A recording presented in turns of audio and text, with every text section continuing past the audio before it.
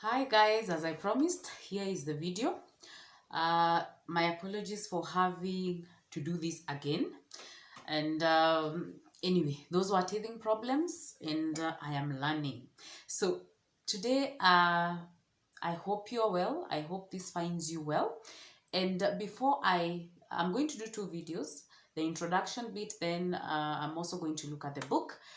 The first things that I want to introduce first is a concept of self-awareness and a bit of spirituality in there. So I really love talking about self-awareness, self-ignorance, self-development, because all these things, they can really change your life or they can make you stuck in your suffering. So the first thing I want to speak of is awareness. Are you aware of yourself? Are you aware of yourself? So what is awareness? Awareness is the ability to see the nature of things with clarity, without past conditioning and limited belief systems. So the question is, can you see clearly? When you look at people, can you see clearly? When you look at your business, can you see clearly? When you look at, if you're in your career, can you see clearly? Or are you, do you have past conditionings? Do you have limited belief systems that are keeping you stuck? Because most of the time, it's just a change of perception. It's just, just a few steps of attaining the right knowledge, and then your life takes off. So you're going to find that mostly people, you're going to find that you may not suffer in all areas of your life, but there is a part of your life that you seem stuck. So I'm really hoping that reading the book and maybe me going through it may make you feel unstuck, or if things are going well, knowledge never hurts. So self-awareness or awareness basically destroys self-ignorance, because self-ignorance makes us suffer. When you have self-ignorance, sometimes you only think that I can only think about a thing in one way. Mind you, there are many ways of looking at an issue. So self-ignorance is destroyed by knowledge. Acquire knowledge. Not just knowledge that will help you. Start understanding how, how do I work as Anne, as whoever you are. Do I understand myself? In my mother tongue, we say kwemenya, knowing yourself. Do you know yourself? So, and make it a fun way. It's not such a dreary, or it's not such a bad process to understand yourself. But of course, there are those processes that you should take to understand yourself. So, self-awareness destroys self-ignorance. Self-ignorance makes us suffer. Another question: do you know who you are? Not the role that you play. Don't tell me you are a mother, you are a wife, you are a father, you are an accountant, you are a lawyer, you are a scientist. That's not what I'm asking, because these roles can pass away. Who are you? The answer that I'm looking for is, I am a child of God. I am a child of God. In the Bible, it's written that you've been made in his image, not the physical image, in his spirit. So you are part of his spirit. So it means you come from God. It doesn't matter, Muslim, you are a Christian, you are Buddha, whatever you are, you come from, you have a piece of God in you, and that should be very empowering to you. It's also written that God says that I am that I am. I am that I am. I am is consciousness. I am is awareness. And every time you use the word I am, it means you are announcing the presence of God within you. So how do you use I amness? How do you use I am to your advantage? How do you use it to your advantage? You use it to your advantage by knowing that. Because God is I am. God is power, so am I. God is love, so am I. God is life, so am I.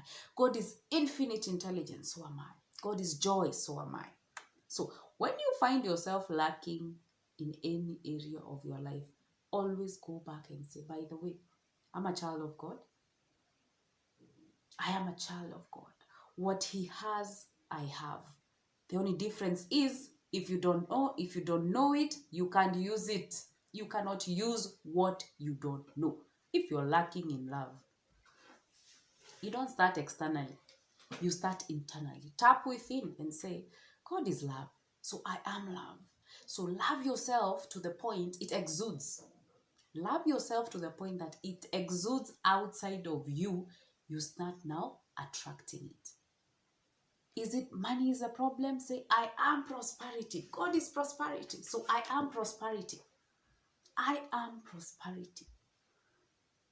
Start feeling like you have, you are prosperous until you become it. So it will start exuding and you will start attracting it more in your life. So that is how to use I am. And this is something that I really love so much, because this is something that has changed my life.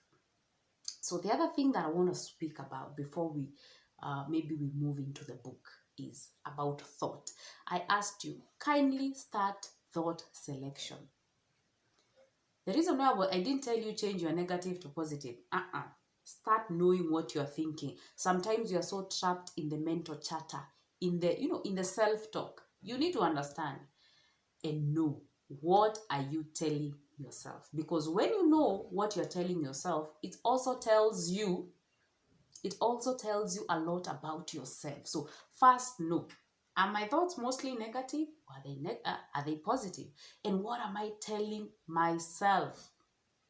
Note, how many times are you aware that you're thinking? Most of us are caught in our own world. We are caught in our own world, and we find that life passes you by. You have children, you're not even aware that they are playing and they want your attention. You are at work, you are caught up in another world. Somebody is talking to you, you are caught up. Because that is what now even the book talks about, that the human mind is always dreaming. But you need to be awake to what you're dreaming about. So, I've talked about thought selection. The other thing is, a thought fueled by an emotion becomes a belief. A thought fueled by an emotion becomes a belief. So the question is, what beliefs do you have about yourself? And are they serving you? Are these beliefs serving you? The law of belief is the law of life. Look at your life right now and take responsibility for the good, for the bad.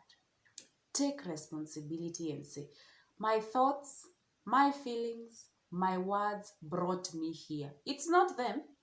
Because when you start saying them, now that's a victim mentality. That's a victim mentality. Take responsibility and say, this is where I'm at. This is where I'm at. Do I like what I see? If you don't like what you see, you can change it. It is not the end of the world. If you do not like what you see, you can change it. There is always room for change. There is always room for change. Just take responsibility. Accept this is the way. And that statement is not meant to blame. That statement is meant to empower you. Because remember here, let me go back to the I am.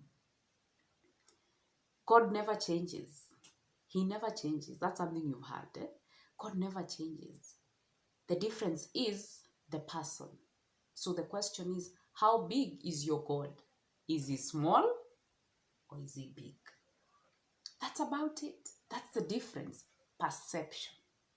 So this process basically is about seeing things differently, perceiving differently from how, you've been taught in the past. If you've been taught the right way and you're aware of it, so be it. You are lucky. Most people were not.